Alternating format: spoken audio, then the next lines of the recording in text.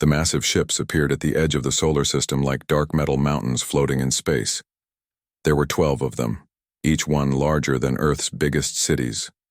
Their black hulls absorbed the light from distant stars, making them look like holes cut out of space itself. Admiral Vextar stood on the bridge of the largest ship, watching the screens fill with information about this new star system. His forearms moved across the control panels as he studied the data. The third planet from the star showed signs of life, cities, radio signals, and primitive spacecraft moving between the inner worlds. "Another easy target," said Commander Raxiel, his scaled face showing sharp teeth in what passed for a smile among his kind. "Look at their technology. They still burn chemical fuel to leave their planet's surface. Some of their ships use fusion drives, but nothing more advanced than that." Vextar nodded slowly. In 300 years of expansion, the Zephyrian Empire had conquered over 2,000 worlds. Most species surrendered once they saw the tribute fleet. Those who fought rarely lasted more than a few hours against Imperial firepower. "What do they call themselves?" Vextar asked. "Humans," replied the communications officer. "They seem to have several different governments on their homeworld, but they work together through something called the Terran Defense Coalition. Luna, Earth's moon. Lieutenant Commander Kim Taeho was having the worst day of his career. The monitoring station had detected the alien ships 3 hours ago, and every alarm in the facility was screaming.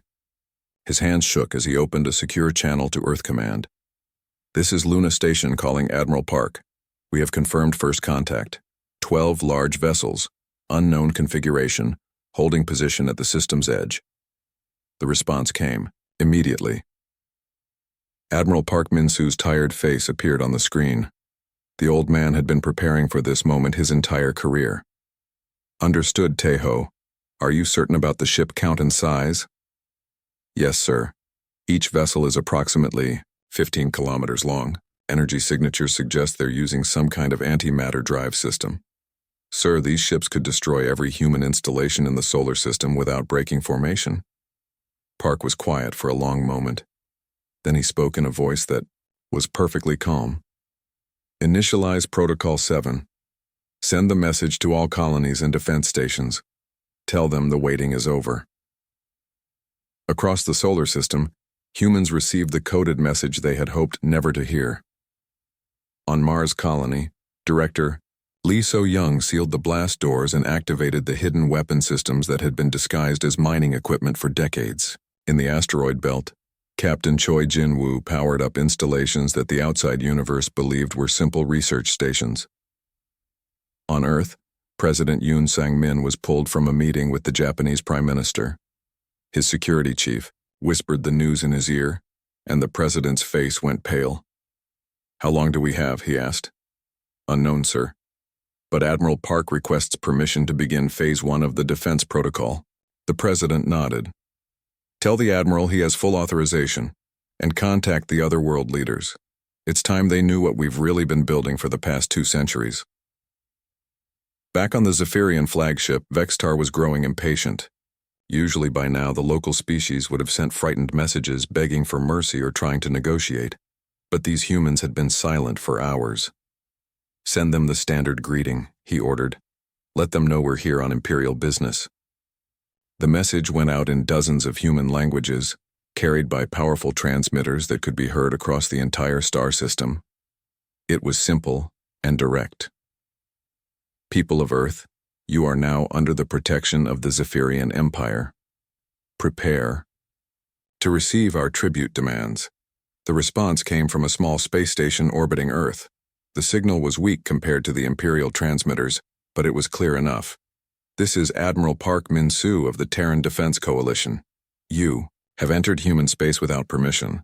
State your peaceful intentions or withdraw immediately." Raxiel laughed, a sound like metal scraping against stone. "Did he just threaten us? Their entire fleet couldn't scratch the paint on one of our destroyers." But Vextar was studying the tactical displays with growing interest. The humans had stopped all civilian ship movements. Military vessels were moving into defensive positions around their colonies. Most interesting of all, energy readings were beginning to spike from installations throughout the system. "They're not running," he observed. Most species either surrender immediately or flee to their outer colonies. These humans are preparing to fight. Let them, Raxiel said. It will make the conquest more entertaining. I haven't had a good battle in decades. On Earth, Admiral Park stood in a command center buried 3 kilometers beneath the Pacific Ocean. The room hummed with activity as officers coordinated with hidden bases across the solar system. Banks of screens showed energy readings climbing as systems that had been dormant for generations came online. Sir, reported Captain Han Kyung-min from her station. All defensive installations report ready status. The solar collection array is charging. Estimated time to full power, 18 hours. Park nodded grimly. For 200 years, humanity had watched the skies and prepared for this day. They had learned to hide their true capabilities, appearing weak while building weapons that could crack planets. Now it was time to see if their patience and preparation had been enough. Open a channel to the alien fleet, he ordered. Let's see if we can convince them to leave peacefully. Admiral Vextar studied the data flowing across his screens with the confidence of someone who had done this hundreds of times before. The human military looked like a collection of scattered forces barely held together by their so-called defense coalition. Their largest warships were tiny compared to Imperial vessels, and their weapons appeared to be simple projectile systems and basic energy beams. Look at this. Commander Raxiel pointed to a tactical display. They have different uniforms, different ship designs, even different languages. This isn't a unified military. It's a bunch of separate armies pretending to work together. The intelligence reports made for easy reading. Earth's nations had only formed their space coalition 50 years ago. Before that, they had fought wars against each other using primitive nuclear weapons. Their technology was at least 3 centuries behind Imperial standards. Most telling of all, they had never developed faster-than-light travel, which meant they had never encountered other alien species. They're completely isolated, Vextar concluded. No allies, no experience with galactic warfare, and no idea what they're facing. This will be over in hours. What the Zephyrians didn't see were the messages racing between human installations at the speed of light. On Mars, Director Lee So-young stood in what appeared to be a simple mining control room. But as she entered her authorization codes, the walls slid away to reveal banks of weapon systems that had been hidden for decades. Jinny, how long until the defensive grid is fully online? She asked her chief engineer. Captain Kim Jinny checked her displays. 6 more hours, Director. The power systems are still coming up from cold storage. We haven't activated these weapons since the test runs 20 years ago. Similar scenes played out across the solar system. On Ceres, the largest asteroid in the belt, what looked like a simple research station began unfolding like a metal flower. Hidden panels opened to reveal missile launchers and particle beam arrays. The research facility was actually a fortress that could defend the entire asteroid belt. In the outer system, Captain Choi Jin-woo commanded what Imperial sensors had cataloged as a small communications relay. But as he powered up his true systems, the modest station revealed itself as a monitoring post equipped with sensors that could track ships across multiple star systems. Contact Earth Command, he ordered his communications officer. Tell Admiral Park that we have full sensor coverage of the Imperial fleet. They can't move without us knowing about it. The Zephyrians continued their analysis, growing more confident by the hour. Their computers had identified every human military installation, cataloged their weapons, and calculated the time needed for complete conquest. The projection showed total victory within 6 hours of the first attack. They don't even have proper defensive shields, Raxiel observed, watching the tactical displays. Their ships use simple metal armor. Our weapons will cut through them, like paper. What they couldn't detect were the quantum communication networks that connected every human facility. While the aliens saw individual bases and ships, they were actually looking at a single coordinated defense system that had been planned and built over 2 centuries. Deep beneath Earth's Pacific Ocean, Admiral Park Min-soo reviewed reports from across the solar system. The command center around him had been carved from solid rock and could survive a direct hit from the most powerful weapons in the Imperial arsenal. It was one of 12 such facilities hidden on Earth and throughout the colonies. Status report, He requested from his staff. All defensive installations are powering up on schedule, reported Major Nam Hyojin. The Martian batteries will be online in 4 hours. The asteroid belt fortresses are already at 50% power, and the Luna facility. She paused, checking her screens. The Luna facility is requesting permission to begin solar collection. Park nodded. The Luna installation was humanity's greatest secret, a weapon system that could harness the power of the sun itself. To alien sensors, it looked like a simple mining operation on the moon's surface. In reality, it was a solar energy collector capable of focusing stellar plasma into a beam that could destroy planets. Not yet, he decided. We don't want to reveal our capabilities until we have to. Let them think we're helpless for a little longer. On the Imperial flagship, Vextar was making his final preparations. The tribute demands had been prepared according to standard Imperial protocol. 40% of the population would be taken as workers. All advanced technology would be confiscated. Their moon would become an Imperial military base. Any resistance would result in the destruction of their major cities. Sir, the communications officer interrupted his thoughts. We're receiving transmissions from the human colonies. They appear to be evacuating civilian populations to underground shelters. Excellent, Vextar replied. They're already preparing for occupation. This species learns quickly. But the evacuations weren't preparations for surrender.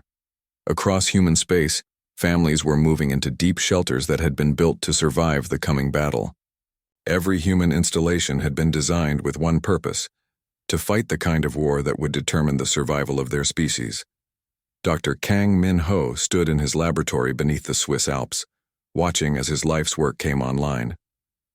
The quantum disruptor arrays he had designed could tear apart the molecular bonds that held matter together.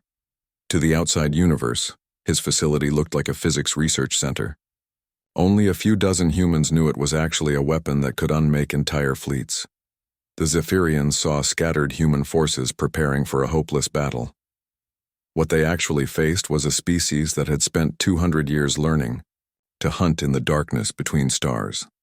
The Imperial transmission began at exactly noon, Earth time. Every screen on every human world displayed the same image: Admiral Vextar standing on his command bridge, his forearms folded behind his back, in a gesture of absolute authority. People of Earth. His voice boomed across the solar system in dozens of human languages. You are now subjects of the Zephyrian Empire. For 300 years, we have brought order and prosperity to over 2,000 worlds. Today, you join that great family. President Yoon Sang-min watched the broadcast from his secure bunker beneath Seoul, his face showing no emotion as the alien commander continued. Your tribute requirements are as follows, Vextar announced. 40% of your population will be relocated to serve the Empire in various capacities. Your most intelligent individuals will work in our research facilities. Your strongest will join our labor forces. This is not slavery. This is opportunity to serve something greater than your small world. In the asteroid belt, Captain Choi Jin-woo gripped his command chair tighter as the demands continued.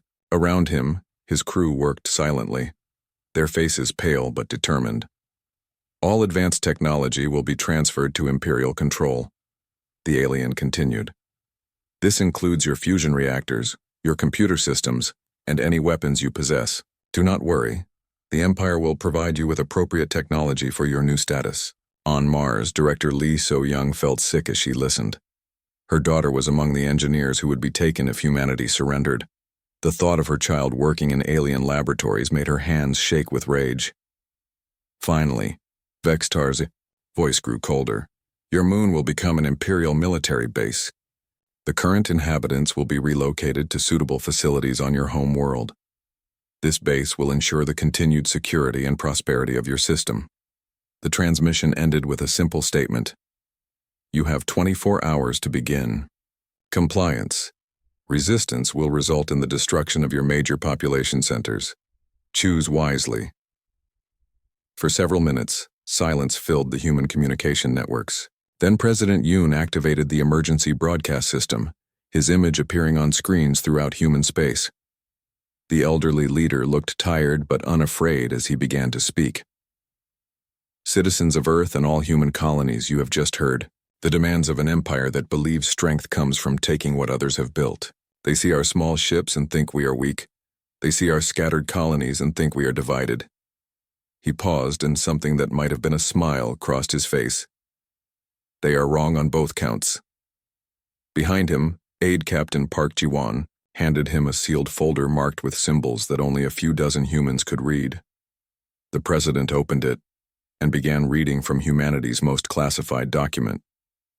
200 years ago, our radio telescopes detected the first signs of alien civilizations. We learned that the galaxy was full of species, and that most of them were conquered by empires like the one that now threatens us.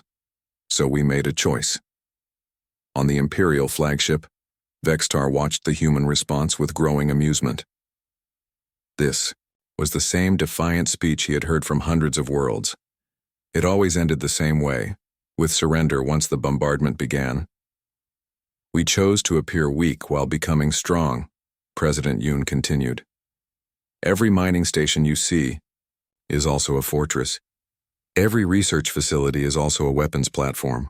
Every human colony is connected by communication systems that operate faster than light itself. Commander Raxiel laughed on the Zephyrian bridge. Faster than light communication? They can't even travel faster than light. This species is delusional. But their sensor readings were beginning to show something unexpected. Energy signatures across the human colonies were climbing rapidly. Installations that had appeared dormant were suddenly blazing with power.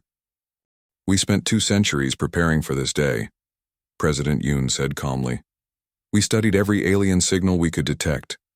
We learned about your empire, your tactics, and your weaknesses, and we built weapons you cannot imagine. Admiral Park, Min-Soo watched from his deep command center as reports flowed in from across the solar system. The masquerade was ending.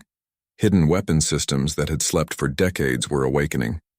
The solar collection array on Luna was approaching operational status. Admiral Vextar, President Yoon addressed the alien commander directly. We thank you for your generous offer to join your empire. However, we must respectfully decline. Instead, we would like to extend our own invitation. The president's voice hardened, and for a moment, the gentle old man disappeared, replaced by something far more dangerous. You have 72 hours to withdraw your forces beyond the edge of our solar system. If you choose to remain, you will discover that humanity protects its own. On the Imperial Bridge, the laughter stopped. Sensor readings showed energy levels that shouldn't be possible from such a primitive species. The installations they had dismissed as simple mining operations were registering power outputs that rivaled Imperial battle stations. Sir, the sensor officer reported nervously. I'm reading massive energy buildup from their lunar facility. Whatever they're powering up, it's drawing energy directly from their star. Vextar stared at the displays in confusion. This wasn't how first contact was supposed to work. Primitive species surrendered or fled. They didn't threaten Imperial fleets with weapons that appeared to violate the laws of physics. Prepare the fleet for advance, he ordered, but his voice lacked its earlier confidence. We'll call their bluff. As the alien ships began moving toward Earth, hidden systems throughout the solar system completed their startup sequences. Humanity had spent 2 centuries learning to hunt predators among the stars. Now it was time to see if the lessons had been worth learning. The Zephyrian fleet moved through space like a school of metal sharks, their dark hulls cutting through the void between Mars and Earth. Admiral Vextar stood on his bridge, watching. The tactical displays show his ships in perfect formation. In 6 hours, they would reach Earth's orbit and begin the bombardment that would break human resistance. Sir, the sensor officer called out, his voice uncertain. I'm detecting strange energy readings from the human lunar installation. Vextar glanced at the display showing Earth's moon. What Imperial intelligence had catalogued as a simple mining facility was now blazing with energy signatures that hurt to look at. Massive crystalline structures were unfolding across the moon's surface like flowers made of metal and glass. What kind of mining operation needs that much power? Commander Raxiel wondered aloud. On Luna, Captain Han Kyung-min stood in the command center of humanity's greatest secret. Around her, Dozens of technicians worked at control stations that had been disguised as ore processing equipment for over 50 years.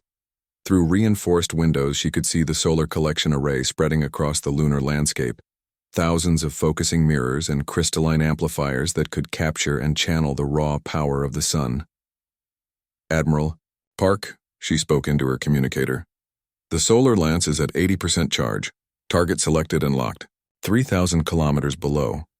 Admiral Park Min-soo sat in his underground command center, watching displays that showed every ship in the alien fleet.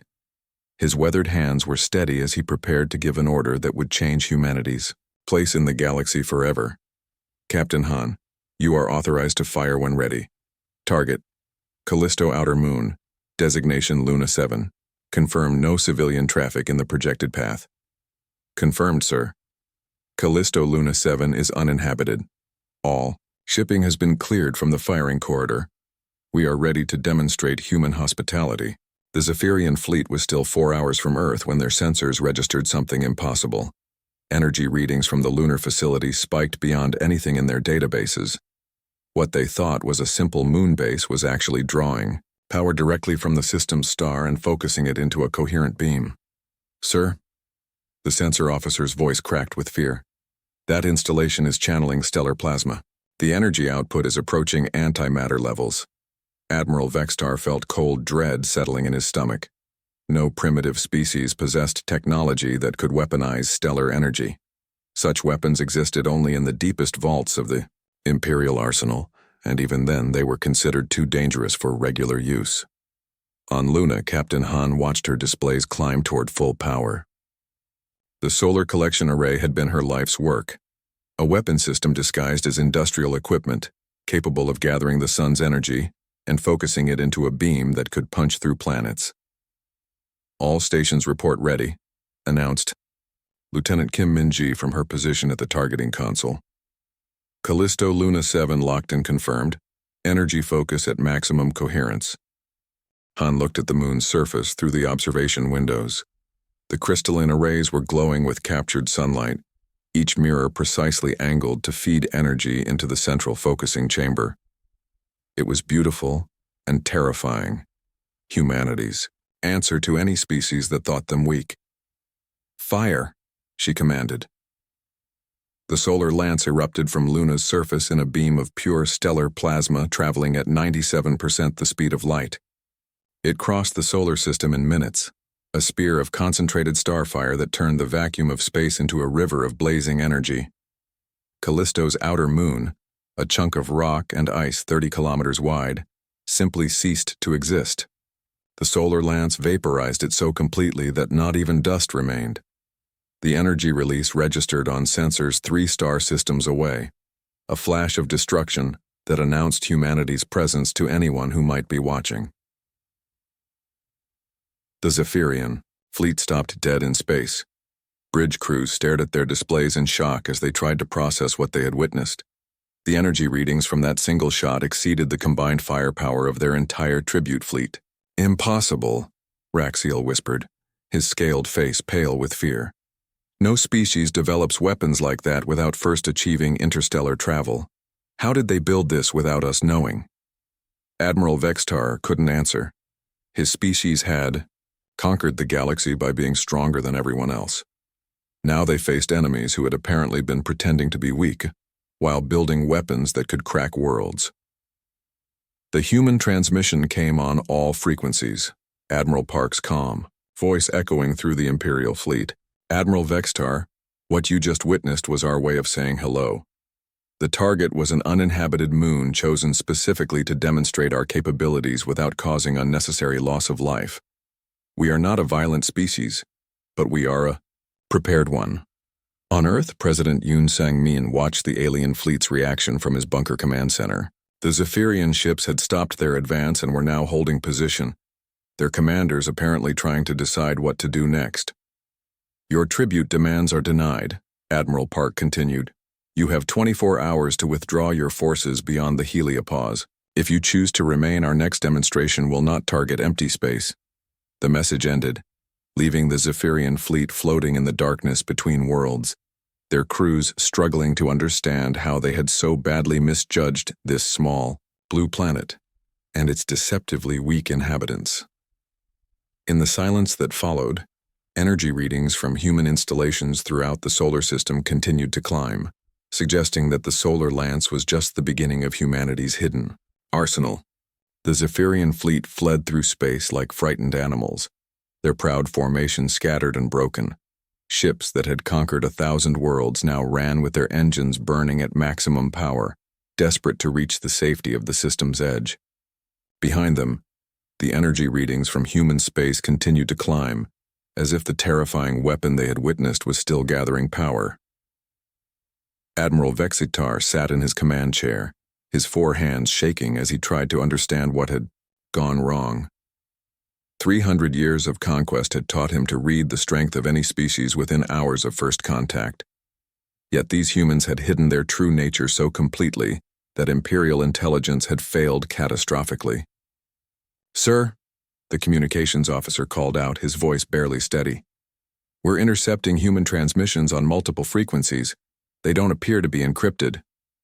"Put them through," Vextar ordered, hoping to learn something about his enemy's capabilities. The first voice belonged to a human female identified by their computers as Colonel Nam Hai Jin. "Admiral Park, should we have shown them the antimatter torpedo arrays, the ones hidden in the asteroid belt?" A different voice responded, Admiral Park Min-Soo, the same human who had delivered their ultimatum. "Absolutely not, Colonel. The Council was very clear about our rules of engagement. We show only enough force to make them leave, nothing more." Commander Raxiel leaned forward, his face pale. "Antimatter torpedoes? They have antimatter weapons and they didn't use them?" The human conversation continued, apparently unaware they were being monitored. "What about the quantum disruptors, sir?" asked another voice tagged by Imperial computers as Dr. Kang Min-ho. "The ones that can break apart molecular bonds from a distance?" "Those stay offline as well," Admiral Park replied firmly. "We're not trying to start a war with the entire galaxy. We just want these particular visitors to understand that Earth is not defenseless." Vextar felt his blood turn to ice. The weapon that had casually erased a moon, a display of power that had terrified his entire fleet, was apparently one of their weaker systems.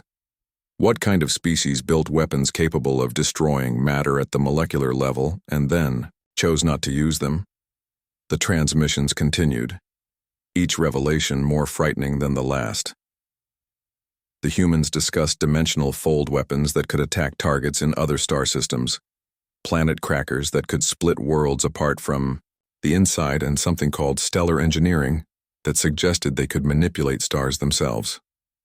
"Sir," his sensor officer reported quietly, "long-range scans are detecting massive installations throughout this system.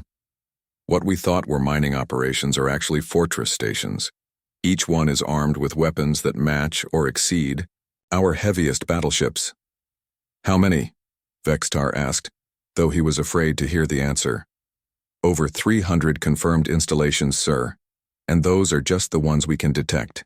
There may be more hidden from our sensors." Another human voice joined the conversation they were intercepting.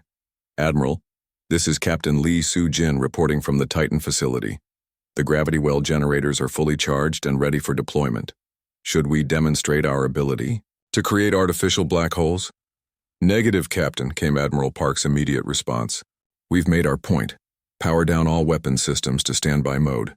We don't want to accidentally damage something important." Raxiel made a sound that was half laugh, half sob. "They can create black holes. They can create artificial black holes, and they're worried about accidentally damaging something." The final piece of the puzzle came from a transmission between human scientists.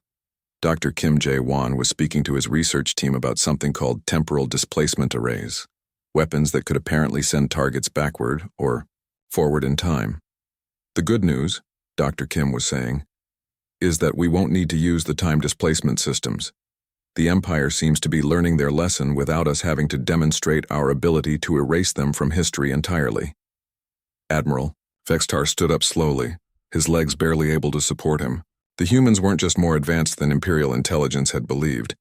They were so far ahead that they made the Zephyrian Empire look like children playing with toys. "Sir?" Raxiel asked quietly. "What are your orders?" Vextar looked at his displays one last time. The human installations were powering down, their energy signatures dropping to levels that suggested they were no longer preparing for battle. They had demonstrated their strength and were now showing mercy, the most terrifying combination possible. "Set course for Imperial space," he ordered. "Maximum speed. And send a priority message to the High Command. Mark this entire system as a no-contact zone with the highest possible threat rating. What should we tell them about the humans, sir?" Vexitar was quiet for a long moment, watching the blue and white world that had just rewritten everything he thought he knew about galactic power. "Tell them that we found a species that has learned to hunt between stars. Tell them that these humans are apex predators who choose to appear weak while building weapons that could sterilize half the galaxy." He paused, remembering the casual way the humans had discussed planet-killing weapons like everyday tools. "And tell them that humanity's greatest weapon isn't their technology, it's their restraint. Any species that can build weapons to destroy time itself and chooses not to use them is too dangerous to ever threaten again." As the Imperial fleet disappeared into hyperspace, Earth's defense systems returned to their long sleep, waiting patiently for the next species that might mistake human kindness for weakness. The galaxy had learned a valuable lesson. Sometimes, the most dangerous predator is the one that chooses not to hunt.